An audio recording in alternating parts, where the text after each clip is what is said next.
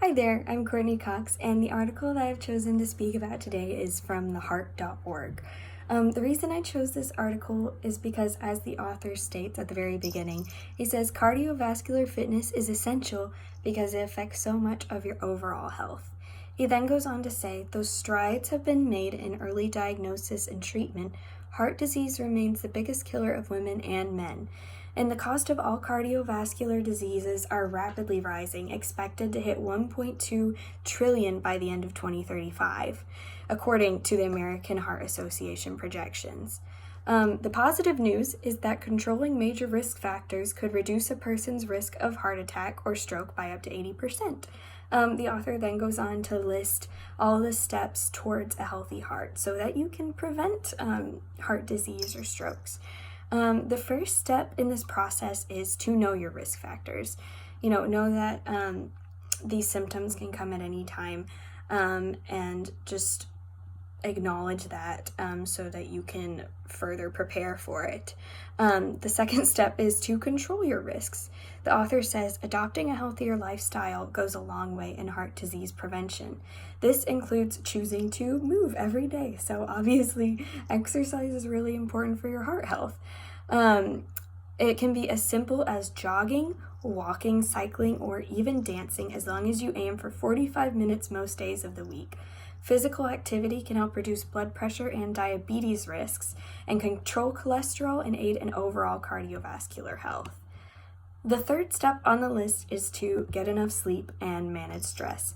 I think this is a pretty simple to understand one. I think it's pretty obvious that it is important for our bodies in a lot of aspects to get, a full night's sleep, and to reduce stress as much as possible, because obviously stress isn't good for your heart health in a lot of ways. The fourth step is to raise your awareness. Understanding heart disease and its impact on men and women helps keep your heart health in focus and take action.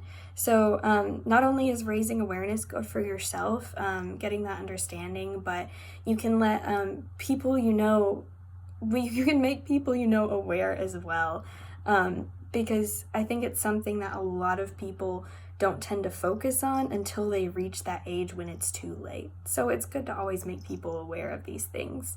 And the fifth step is to be proactive with your doctor. Don't hesitate to bring up prevention and possible heart disease symptoms with your doctor or other medical provider. Fatigue or extreme intolerance to exercise can be warning signs. So if you see any of these symptoms popping up, don't hesitate to talk to your doctor, because that's what they're there for, and it can save you a lot of trouble in the long run. I would recommend this article to anyone above the age of 40, because while the typical age for developing heart disease comes around 65, like I was previously saying, it's good to know ahead of time so you can prevent it, so you don't even have to run into it. I would also recommend this article to anyone who is looking to learn more about cardiovascular health and preventing heart disease. It is beneficial for anyone to know their risks and what can be done to prevent heart disease and strokes ahead of time before it becomes an issue, like I just said.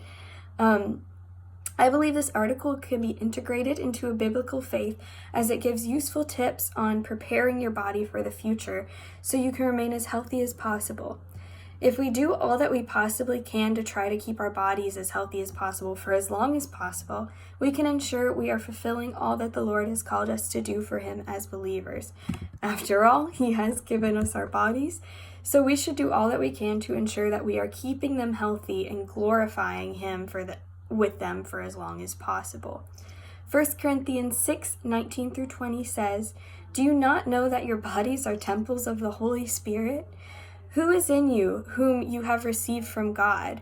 You are not your own. You were bought at a price. Therefore, honor God with your bodies." And I think that makes it very clear that we should do all that we can to keep ourselves healthy and, take into account all the factors that we can do in preventing heart disease.